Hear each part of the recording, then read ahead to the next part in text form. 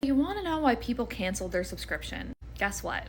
Your survey question to ask them that, because that's what you're doing, you're asking a survey question, has to cover all possible response choices. That means when you ask me, hey Kirsten, why did you cancel this thing? And I think of my answer, when I look at the list of options, choices you've provided me with, my true honest response fits in one of those options, or I can check all that apply.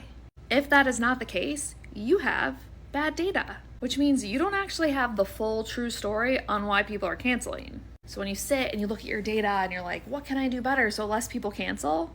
You don't know because you have bad data. Or worse, you think you know because you think your data is good, but you're actually just making decisions based on trash. Let's look at an example.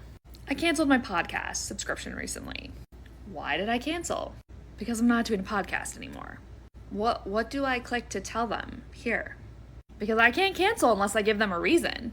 But my reason's not here. So I have to lie to them. Because I canceled my podcast, so I don't need this thing anymore, isn't an option. That's a big problem. If lots of people are canceling because people thought they were going to do a podcast or they did it for a few years and they got burnt out, that's actually not an issue with your platform. That's an issue with people not wanting to podcast anymore. Don't think your platform's crap because of that.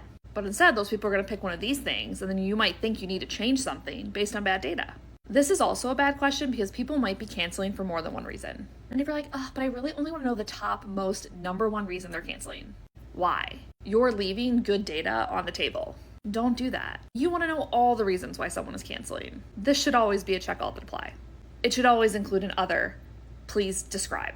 Because if their reason isn't on this list, you want them to be able to tell you. This question is getting the company bad data. They're making decisions based on this data. And honestly, to be frank, that's stupid.